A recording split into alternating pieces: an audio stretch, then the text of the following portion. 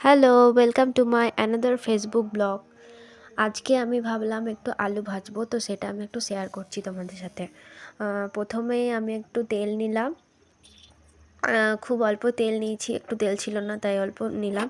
Hello, welcome to my another Facebook blog. আজকে আমি ভাবলাম একটু আলু ভাজবো, তো সেটা আমি একটু শেয়ার করছি তোমাদের সাথে।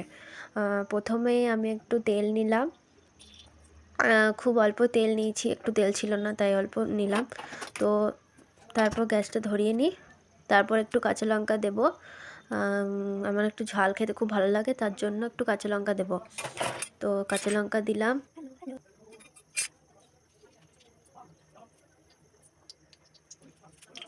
তেলটা গরম হচ্ছে, তো তারপর আমি আলুটা ঢেলে দেবো। এরপর আলুটা ঢেলে দেবো। তেল গরম হয়ে গেছে, এবার নাড়াচাড়া করে নেব। তারপর একটু নুন নেব, একটু নুন দিয়ে দেবো, পরিমাণ মতো নুন নিলাম। তারপর একটু হলুদ দিলাম, লঙ্কা গুঁড়ো দিলাম, ভাজা গুঁড়ি দিলাম, তারপর গরম মশলা দিলাম। আমি একটু নিজের মতো করে করছি, তো আমি এই মশলাগুলো দিলাম।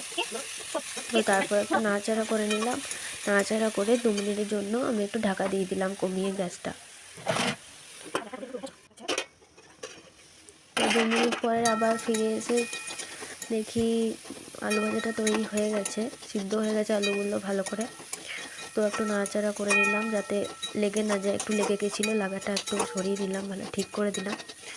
তো তারপর আলুটা আর একটু নাড়াচাড়া করে দেখলাম একটু নুনটা কম হয়েছে, তো আরেকটু ভাবলাম নুনটা, বাবা বললো আর একটু নুনটা দিতে, তো আমি আরেকটু নুনটা দিয়ে দিলাম। তোমাদের যদি আমার এই ভিডিওটা ভালো লাগে তো প্লিজ লাইক করে দিও আর একটু ফলো করে দিও, এবং পাশে একটু থেকো আমার।